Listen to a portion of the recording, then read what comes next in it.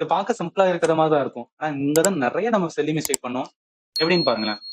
இப்ப இந்த கொஸ்டின்ல என்ன சொல்லியிருக்காங்க?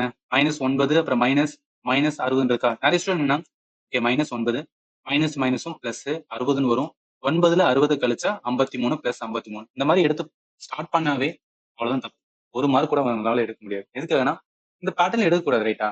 ஏன்னா நம்மளுக்கு வந்து அஸ் பர் ரூல் ஓடு மாஸ் ரூல் படி என்ன முதல்ல ப்ராக்கெட் அப்புறம் டிவிஷன் அடுத்துதான் வந்து மல்டிபிளிகேஷன் அடுத்த அடிஷன் சப்ட்ராக்ஷன் இந்த மாதிரி போகணும். எடுத்தோடனே நான் கூட்டுவேன் கழிப்பேன் அப்படின்னு பண்ணா கண்டிப்பா நம்மளுக்கு ஆன்சர் வராது. அப்ப என்ன பண்ணணும்? முதல்ல இந்த இடத்துல என்ன இருக்கு? வகுத்தல் இருக்கு. ப்ராக்கெட் இருக்கு, வகுத்தல் இருக்கு ரைட்டா? அப்ப இந்த பகுதியை முதல்ல பண்ணணும். -60 இருக்கு, -15 இருக்கு ரைட்டா? இந்த மைனஸ் மைனஸ் அடியாகும். 15 என்ன வரும்? 4ன்னு வரும் ரைட். 4 இருக்கட்டும். அடுத்து என்ன பண்ணுவோம்? ப்ராக்கெட் இருக்கு. ஆனா இந்த இடத்துல பாருங்களேன் பெருக்கல் இருக்கா? அப்ப இது பெருக்கனா என்ன வரும்? 93 27 வரும். -27 போட்டுக்கிறேன். ரைட். இப்ப இந்த இடத்துல என்ன இருக்கு? -9 இருக்கு. மைனஸ் இருக்கு. இங்க ஒரு 4 இருந்துச்சா? எஸ் 4 இருக்கு. அங்க ஒரு -27 இருக்கு. இப்ப நம்மளுக்கு என்னன்னா எல்லாமே மைனஸ் தான் வரப்போகுது ரைட்டா? ரைட். இப்ப இந்த ஒரு 4 31 31 வரும்போது 40ன்னு வரும். அப்ப -40 தான் வந்து இந்த கொஸ்டினுக்கு ஆன்சர். ஆன்சர் வந்து சில இருக்கு. அடுத்தது இதே தான். என்ன பண்ணுவோம்? முதல்ல ரூல் படி டிவிஷனை தான் நம்ம பண்ணணும். அப்ப 7 42ல அடிச்சுன்னா 6 7 42 வரும். 6 இருக்கட்டும்.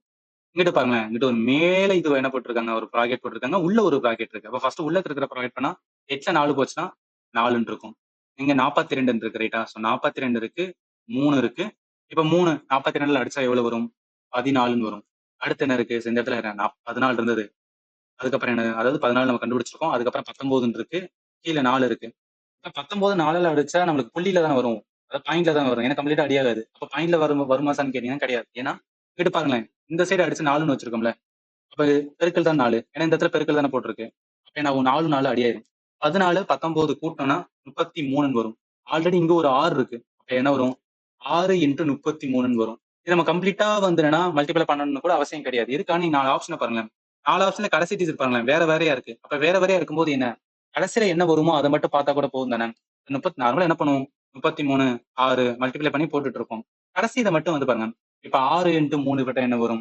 3 18ன்னு வரும். அப்ப 18ல 8 மட்டும் 1ன்னு வரும். அப்ப கடைசியில என்னதுன்னா அந்த 8ன்னு தானே இருக்க போகுது. 8ன்றது ஒரே ஆப்ஷன் எங்க இருக்கு? சில இருக்கு. அவ்வளவுதான். இதெல்லாம் என்னன்னா டைம் கன்சியூம் பண்றதுக்காக.